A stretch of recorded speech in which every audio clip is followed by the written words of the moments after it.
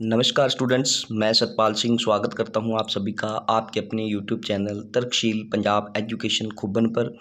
आज हम आपके सामने इस लेक्चर में वाइस प्रेसिडेंट का टॉपिक जो है वो लेकर आए हैं। पहले इससे जो लेक्चर रहा है हमारा उसके अंदर हमने आपको प्रेसिडेंट जो है वो 2 पार्ट के अंदर कंप्लीट करवाया है विद आर्टिकल्स। आज हम वाइस प्रेसिडेंट के बारे में क्या है जी पढ़ने जा रहे हैं।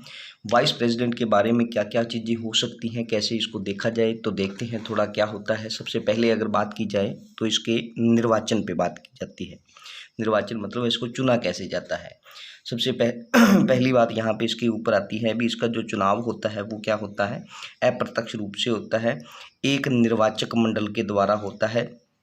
जैसे राष्ट्रपति का होता है, राष्ट्रपति के निर्वाचक मंडल में 2 बातों से ये अलग रहता है। कैसे भी, राष्ट्रपति का जो चुनाव होता है उसके अंदर भी निर्वाचक मंडल बनाया जाता है, और जो वाइस प्रेसिडेंट का जो निर्वाचन होता है उसके अंदर भी जो निर्वाचक मंडल बनाया जाता है। दोनों में 2 बातों पर भिन्नता होती है। क्या होती है भी, जो उपराष्ट्रपति होता है उसके चुनाव में क्या है, मनोनीत और निर्वाचित सदस्य दोनों भाग लेते हैं। क्योंकि राष्ट्रपति में देखा जाए तो जो मनोनीत होते हैं वो भाग नहीं लेते। इसके अंदर दूसरा क्या है, राज्य विधानसभाओं के सदस्य भाग नहीं लेते, क्योंकि राज्य विधानसभाओं के सदस्य जो है राष्ट्रपति के चुनाव में क्या है, भाग लेते हैं। दोनों की चुनाव प्रक्रिया जो है वो समान है। कौन सी चुनाव प्रक्रिया अपनाई जाती है, तो अनुपातिक प्रतिनिधित्व के आधार पर एकल संक्रमणीय मत के द्वारा इसका क्या है, निर्धारण जो है किया जाता है। ठीक है।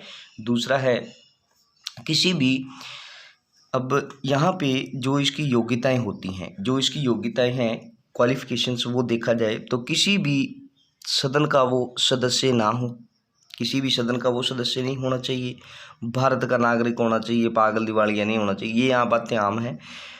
आयु जो इसकी है वो कितनी होनी चाहिए, 35 वर्ष होनी चाहिए। दूसरा, राज्यसभा का सदस्य बनने के योग्य इसकी योग्यताएं जो है वो होनी चाहिए। जैसे राष्ट्रपति है उसके लिए कितनी कौन सी योग्यताएं होती हैं, तो लोकसभा का सदस्य बनने के लिए योग्यताएं राष्ट्रपति के लिए, और राज्यसभा का सदस्य बनने के लिए उपराष्ट्रपति के पास योग्यताएं जो हैं वो होनी चाहिए। लाभकारी पद पर क्या है, वो नहीं होना चाहिए। अब आपको पता है लाभकारी पद कौन से होते हैं, मैंने इसको कई बार बताया है। ठीक है, लाभकारी पद आप जानते हो। शपथ की बात की जाए तो राष्ट्रपति तथा राष्ट्रपति या राष्ट्रपति के द्वारा नियुक्त व्यक्ति के समक्ष क्या है, उपराष्ट्रपति जो है शपथ लेता है। अब शपथ लेता किस चीज़ की है, तो इस पे बात कर लें। संविधान में सच्ची श्रद्धा निष्ठा की वो शपथ लेता है। ठीक है। फिर इसकी है पदावधि। पदावधि मतलब इसका कार्यकाल। कार्यकाल जो होता है इसका वो 5 वर्ष का होता है। ठीक है, कार्यकाल इसका 5 वर्ष का है। त्याग पत्र वो क्या है, राष्ट्रपति को देता है।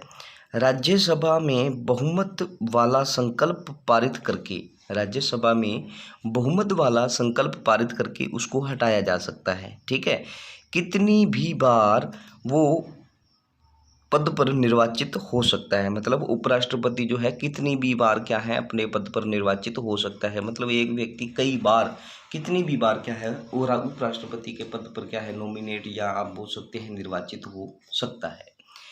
अब बात करते हैं उसकी शक्तियां और उसके जो काम कार्य हैं उसके ऊपर। राज्यसभा के पेदेन अध्यक्ष के रूप में लोकसभा के अध्यक्ष के भांति उपराष्ट्रपति की शक्तियां होती हैं। देखो, जैसे लोकसभा होती है, लोकसभा में लोकसभा अध्यक्ष की जो शक्तियां होती हैं, सेम ऐसे ही जो उपराष्ट्रपति होता है उसकी शक्तियां भी सेम होती हैं, लेकिन वो एज ए राज्यसभा का पेदेन अध्यक्ष जब काम करता है उस समय। ठीक है। राष्ट्रपति पद खाली होने पर कार्यवाहक राष्ट्रपति के रूप में क्या है वो काम करता है, करेगा। ठीक है, कार्यवाहक राष्ट्रपति के रूप में जब कार्य करते वक्त उपराष्ट्रपति को वेतन जो मिलता है वो राष्ट्रपति का मिलेगा, और राज्यसभा में उपसभापति के स्थान पर कार्य करेगा। ठीक है, राज्यसभा में उपसभापति उसके स्थान पर कार्य करेगा। मतलब जब राज्यसभा में देखो जो उसका अध्यक्ष होता है कौन होता है, तो वो होता है हमारा उपराष्ट्रपति, और जब उपराष्ट्रपति राष्ट्रपति के कार्यवाहक राष्ट्रपति के रूप में कार्य करता है तो फिर राज्यसभा में उसका जो पद खाली हो गया है उसके ऊपर जो काम करेगा वो करेगा राज्यसभा का उपसभापति। ठीक है, उपसभापति फिर सभापति का काम करने लग जाएगा। ठीक है, तथा राज्यसभा के सदस्य अपने में से एक नए उपसभापति का सिलेक्शन जो है वो कर लेंगे। ठीक है, तो ये सारी कहानी आपको समझ में आ गई होनी।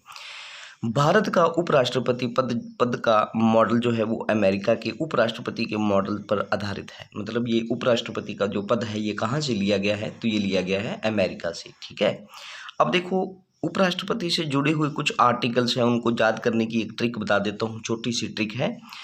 उसका निकास शनि में है, उसका निकास शनि में है। अब देखो उसका, उ से का, ठीक है, इसको देखो उसे उपराष्ट्रपति आर्टिकल नंबर 63 में, भाई एक उपराष्ट्रपति होगा तो ये यहाँ पे आ गया। आगे है से सभापति, मतलब प्रदेन सभापति होता है, आर्टिकल नंबर 64। का से कार्य मतलब आर्टिकल नंबर 65। निकास में देखो उसका निकास, अब निकास पे आओ, नी से निर्वाचन की योग्यताएं, मतलब उसकी योग्यताओं का वर्णन जो है वो कहाँ पर किया गया है, आर्टिकल नंबर 66 के अंदर। का देखा जाए तो उसका बनेगा वो कार्यकाल, उसका जो टर्म रहेगी वो टर्म के बारे में जो बात की गई है वो 67 में की गई है आर्टिकल। से है समय आर्टिकल नंबर 68। अब ये समय कौन सा है, जब क्या है, उपराष्ट्रपति कार्यवाहक राष्ट्रपति के रूप में कार्य करे, वह समय मैक्सिमम 6 मंथ होता है। अब इसके बारे में ये चीज़ें जो है ना, अभी जब उपराष्ट्रपति राष्ट्रपति के रूप में कार्य करता है ना, तो जो वो समय होता है उस समय के बीच में कुछ भी चीज़ें होती हैं, वो सारी चीज़ों का जो विवरण किया गया है वो 68 में किया गया है। ठीक है, अब देखो अगला है शनि में है, शनि में से शपथ मतलब आर्टिकल नंबर 69 में है उपराष्ट्रपति की शपथ। और नी से इसका हो सकता है राष्ट्रपति के रूप में अपने कर्तव्यों का निर्वहन, आर्टिकल नंबर 70 में निर्वहन भी, मतलब जब उपराष्ट्रपति राष्ट्रपति के रूप कार्यवाहक राष्ट्रपति के रूप में कार्य करता है तो अपने कर्तव्यों का जो वो निर्वहन करेगा वो किस आर्टिकल के अंदर बताया गया है, तो वो आर्टिकल नंबर 70 के अंदर बताया गया है। में है तो मामले जो उपराष्ट्रपति के चुनाव से जुड़े हो वो कहाँ पे बताए जाते हैं, उनका जिक्र कहाँ किया गया है, आर्टिकल नंबर 71। उम्मीद करता हूँ एक ही बात है, उसका निकास शनि में है। अब ये सारी चीज़ें जब एक लाइन पढ़ोगे ना तो आपको पता है उपराष्ट्रपति कहाँ से शुरू होता है, तो आर्टिकल नंबर 63 से शुरू होता है और 71 तक आप जाओगे तो ये सारी चीज़ें आपको इसी लाइन के अंदर जो है मिल जानी है। ठीक है, तो ये था हमारा उपराष्ट्रपति वाइस प्रेसिडेंट के बारे में। एक दो बातें और याद रख लेना वाइस प्रेसिडेंट के बारे में। वैसे देखा जाए तो फर्स्ट वाइस प्रेसिडेंट हमारे जो बनाए थे वो राधा कृष्णन जी बने थे, और वर्तमान में कौन है, तो वेंकैया नायडू है। ठीक है, तो ये इसके बारे में 2-3 फैक्ट थे, ये भी आपने देखे। अगला है हमारा प्राइम मिनिस्टर। अब प्राइम मिनिस्टर जो है ना, इसके ऊपर बात करें तो प्रधानमंत्री, राष्ट्रपति एक नाम मात्र कार्यपालिका है, इसको बोल सकते हैं डी यूरो एग्जीक्यूटिव। वास्तविक कार्यपालिका जो है वो प्रधानमंत्री है, डी फैक्टो एग्जीक्यूटिव। ठीक है, तो राष्ट्रपति राज्य का प्रमुख होता है, वह प्रधानमंत्री सरकार का प्रमुख होता है। ठीक है, राष्ट्रपति राज्य का प्रमुख है और प्रधानमंत्री जो है वो हमारा सरकार का प्रमुख होता है। ठीक है, आर्टिकल 75 के तहत राष्ट्रपति बहुमत प्राप्त दल के नेता को प्रधानमंत्री के रूप में नियुक्त करेगा। अब देखो यहाँ से आपसे कभी भी पूछा जाए, आर्टिकल 75 के अंदर ही बताया गया है भी भारत का एक प्रधानमंत्री जो है उसकी नियुक्ति जो है राष्ट्रपति के द्वारा की जाएगी। और किसकी की जाएगी, वो उसकी जो बहुमत प्राप्त दल का नेता होगा। ठीक है, जब बहुमत ना मिले तो राष्ट्रपति क्या है, गठबंधन के नेता की प्रधानमंत्री के रूप में नियुक्ति करेगा और 1 माह का समय दिया जाएगा जिसमें उसे सदन के भीतर विश्वास हासिल करना होगा। मतलब जब ये आर्टिकल 75 में तो बताया गया है भी बहुमत प्राप्त दल का नेता, अगर वो बहुमत प्राप्त ना हो किसी दल को तो क्या है, वो जो उनका गठजोड़ होगा उस गठजोड़ का जो नेता होगा उसको फिर वो राष्ट्रपति जो है वो क्या बोलेगा भी अपना विश्वास हासिल करने के लिए बोलेगा सदन के अंदर। तो फिर उसको क्या बाद में क्या है, जब वो विश्वास हासिल कर लेगा तो फिर क्या है उसको आगे जाकर प्रधानमंत्री जो है उसकी नियुक्ति कर देगा। ठीक है, राष्ट्रपति।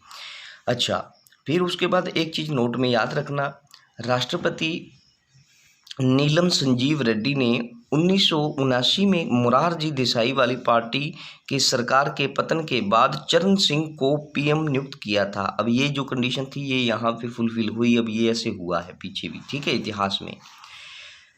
नियुक्ति प्रधानमंत्री संसद के किसी एक सदन का सदस्य होना जरूरी है। जो नियुक्त प्रधानमंत्री है, मतलब जिस व्यक्ति को प्रधानमंत्री नियुक्त किया गया है, वो संसद के किसी एक सदन का सदस्य होना जरूरी है। ना हो तो उसे 6 माह के भीतर किसी न किसी एक सदन का सदस्य बनना जरूरी है। ये निर्णय सुप्रीम कोर्ट ने 1997 में दिया है। 1997 में ये बताया गया है सुप्रीम कोर्ट के द्वारा भी, ऐसा क्या है जो किया जाएगा, किसके द्वारा, जो व्यक्ति प्रधानमंत्री नियुक्त होगा, अगर वो सदस्य नहीं है तो उसको 6 महीने में सदस्य बनना पड़ेगा, ठीक है। शपथ में बात करें तो शपथ उसको दिलाते हैं प्रधानमंत्री को राष्ट्रपति। प्रधानमंत्री का आप कह सकते हैं जो पद है वो राष्ट्रपति के प्रसाद पर्यंत पर आधारित है। अब इसका ये मतलब नहीं है कि राष्ट्रपति उसको कभी भी हटा सकता है। देखा जाए तो कैसे होगा, मतलब जब तक लोकसभा में उसको बहुमत प्राप्त रहेगा वह अपने पद पर बना रहेगा, और जब उसका बहुमत लोकसभा के अंदर खत्म हो जाएगा तो क्या है, राष्ट्रपति जो है उसको क्या कर देगा, बर्खास्त कर देगा, ठीक है। प्रसाद पर्यंत का मतलब ये होता है। मंत्रिपरिषद, अब प्रधानमंत्री की शक्तियों पे बात करें तो मंत्रिपरिषद की जो संबंध में शक्तियां होती हैं उसकी वो क्या क्या हो सकती हैं। अन्य शक्तियां, अब देखो, अन्य मंत्रियों की नियुक्ति के लिए राष्ट्रपति को सिफारिश करेगा। पहले तो प्रधानमंत्री की नियुक्ति राष्ट्रपति करेगा, फिर बाद में क्या है, जो प्रधानमंत्री है वो अन्य मंत्रियों की नियुक्ति के लिए राष्ट्रपति को क्या करेगा, सिफारिश भी करेगा। मंत्रियों के विभागों का बंटवारा, फेरबदल भी पीएम ही करता है, ठीक है। किसी भी मंत्री को त्यागपत्र देने, बर्खास्त करने के लिए राष्ट्रपति को सलाह दे सकता है, बिल्कुल। मंत्रिपरिषद की बैठकों की अध्यक्षता करता है, बिल्कुल। पीएम पद से त्यागपत्र देकर मंत्रिपरिषद को बर्खास्त कर सकता है, ठीक है। ये सारे इसकी क्या है, मंत्रिपरिषद के संबंध में शक्तियां थी जिसके ऊपर हमने बात की। अब इसको नोट में थोड़ा एक चीज़ याद रखना, पीएम के त्यागपत्र देने व मृत्यु के कारण दूसरे मंत्री कोई भी कार्य नहीं कर सकते, लेकिन किसी मंत्री का पद रिक्त होने पर उसे भरने के लिए पीएम स्वतंत्र होता है। मतलब जैसे ही प्रधानमंत्री अगर मर गया तो समझ लो भी काम थोड़ा टेढ़ा हो चुका है, लेकिन जब कोई मंत्री की बात हो जाए तो मंत्री का क्या है, कोई दिक्कत नहीं आती उसके पूरी सरकार के ऊपर या पीएम, ठीक है। उस भी जैसे ही पीएम कोई मरा या उसने त्यागपत्र दे दिया तो जितने दूसरे मंत्री हैं मंत्रिपरिषद में या सरकार के अंदर वो कोई भी काम जो है वो नहीं कर सकते। लेकिन कब कोई मंत्री ऐसा हो जाए, त्यागपत्र दे दे या उसकी मौत हो जाए तो कोई दिक्कत नहीं होती, स्वतंत्र होता है पीएम इस मामले में, वो किसी दूसरे मंत्री को उसका जो विभाग है वो दे सकता है, ठीक है। अब देखो, पीएम की राष्ट्रपति के संबंध में शक्तियां तथा कार्य। पीएम राष्ट्रपति तथा मंत्रिपरिषद के बीच मुख्य कड़ी होता है। पीएम राष्ट्रपति को भारत के महान्यायवादी, महानियंत्रक एवं महालेखा परीक्षक, संघ लोक सेवा आयोग के अध्यक्ष व सदस्यों, चुनाव आयुक्त, वित्त आयुक्त के अध्यक्ष व सदस्यों की नियुक्ति के संबंध में राष्ट्रपति को क्या है, परामर्श देता है। अब आपसे कभी भी पूछा जा सकता है, महान्यायवादी की नियुक्ति राष्ट्रपति करता है, महान्याय नियंत्रक और लेखा परीक्षक की नियुक्ति भी राष्ट्रपति करता है, संघ लोक सेवा आयोग के अध्यक्षों की नियुक्ति भी और सदस्यों की नियुक्ति भी क्या कौन करता है, राष्ट्रपति करता है। और हमारा चुनाव आयुक्त जो होते हैं और अन्य चुनाव आयुक्त होते हैं उनकी नियुक्ति भी राष्ट्रपति करेगा। वित्त आयोग और उसके अध्यक्षों की जो नियुक्ति की जाती है उसकी नियुक्ति भी राष्ट्रपति करेगा, लेकिन ये सारी करेगा किसकी सिफारिश पे या किसके परामर्श पे, तो प्रधानमंत्री के, ठीक है। ये इसके ऊपर बात आई। फिर आगे चलते हैं थोड़ा, संघ के सभी कार्यालयों की जानकारी राष्ट्रपति को देता है। केंद्र सरकार के अंदर कुछ भी कोई भी कार्यकलाप है, कोई भी काम चल रहा है या कुछ भी काम विचाराधीन है तो उन सभी की जानकारी जो है वो राष्ट्रपति को प्रधानमंत्री देगा। संघ के सभी कार्यकलापों की जानकारी जो है राष्ट्रपति को देता है, कौन, पीएम। पीएम जो है वो राष्ट्रपति को संसद का स्तर आहूत करने, स्त्रावसान करने संबंधी क्या है, परामर्श देता है। भी मतलब जो हमारी संसद है उस संसद का जो भी हमारा कह सकते हैं आप जो स्तर होता है उसका स्तर को आहूत करने और उस स्तर को खत्म करने का जो परामर्श होता है वो भी प्रधानमंत्री ही राष्ट्रपति को देता है। और फिर बाद में क्या है, राष्ट्रपति जो है वो जो स्तर होता है उसको आहूत कर देता है या उस स्तर को क्या है बर्खास्त कर देता है या स्त्रावसान कर देता है। पीएम राष्ट्रपति को लोकसभा विघटित करने की सिफारिश कर सकता है। ठीक है, लोकसभा विघटित भी आपको पता है राष्ट्रपति ही करता है और वो उसको ऐसा करने की जो सिफारिश है वो भी पीएम के द्वारा की जाती है। पीएम सभा पटल पर सरकार की नीतियों की घोषणा करता है। मतलब सरकार की कोई भी नीतियां हो तो वो क्या है, सभा पटल मतलब जो लोकसभा हो तो उसके अंदर क्या है, जो भी उसकी नीतियां हैं सरकार की वो सारी नीतियों की घोषणा जो है वो वहां पर क्या करेगा। ठीक है, किसके अंदर, सभा पटल मतलब सदन के अंदर। अन्य शक्तियां देखी जाए हमारे प्रधानमंत्री जी की तो क्या हो सकती हैं, पीएम जो है नीति आयोग, राष्ट्रीय विकास परिषद, राष्ट्रीय एकता परिषद, राष्ट्रीय जल संसाधन परिषद का अध्यक्ष होता है। ठीक है, पीएम राष्ट्र की विदेश नीति को मूर्त रूप देता है। ठीक है, पीएम केंद्र सरकार का मुख्य प्रवक्ता होता है। पीएम सेनाओं का राजनीतिक प्रमुख होता है। अब देखो जितनी भी हमारी सेनाएं हैं उनका जो सैनिक प्रमुख होता है वो कौन होता है हमारा, तो वो होता है जी हमारा सर्वोच्च कमांडर राष्ट्रपति। लेकिन जब बात की जाए सेनाओं का राजनीतिक प्रमुख कौन होता है तो वो होता है हमारा पीएम। पीएम आपातकाल के दौरान राजनीतिक स्तर पर आपदा प्रबंधन का प्रमुख होता है। आपदा प्रबंधन, जब किसी भी तरीके का कोई भी आपातकाल जब देश में लागू हो तो उस समय जो भी राजनीतिक स्तर पर आपदा प्रबंधन होता है उसका प्रमुख जो होता है वो कौन होता है हमारा, तो वो पीएम होता है। ठीक है, अब देखो पीएम से संबंधित कुछ और भी फैक्ट हैं जो आपको जानने हैं, कई बार इनमें क्वेश्चन बड़े पूछे जाते हैं। आज तक क्या है 3 पीएम हैं जो अपने कार्यकाल के दौरान उनकी मौत हुई है। एक तो जवाहरलाल नेहरू, लाल बहादुर शास्त्री, इंदिरा गांधी। ठीक है, फिर उसके बाद देखा जाए जवाहरलाल नेहरू, लाल बहादुर शास्त्री की मृत्यु के बाद पीएम का कार्यभार 2 बार गुलजारी लाल नंदा जी ने क्या है संभाला था। ठीक है, गुलजारी लाल नंदा जी 2 बार क्या है इन्होंने, एक तो बार जवाहरलाल नेहरू जी की मृत्यु के बाद अपना कार्यभार संभाला था प्रधानमंत्री का, और दूसरी बार जब ये लाल बहादुर शास्त्री जी की मौत हुई उसके बाद भी गुलजारी लाल नंदा जी ने क्या है ये कार्यभार संभाला था। पीएम जिसने क्या है सियाचिन की यात्रा की थी वो थे एकमात्र पीएम हमारे आज तक, वो हैं जी मनमोहन सिंह जी। पीएम की जो शपथ होती है पीएम ओथ, ये कहाँ पे बताया गया है, तो ये 3rd शेड्यूल जो तीसरी अनुसूची है उसके अंदर पीएम की शपथ जो है वो बताई गई है। ठीक है, इसके लिए कोई आर्टिकल नहीं है, सिर्फ ये उसके अंदर बताया गया है। पीएम हाउस कहाँ है, तो नंबर 7 रेस कोर्स रोड पर। ठीक है, पीएम हाउस जो है वो नंबर 7 रेस कोर्स रोड पर है। फर्स्ट पीएम जो भारत रत्न से सम्मानित हुए वो थे लाल बहादुर शास्त्री। ठीक है, लाल बहादुर शास्त्री।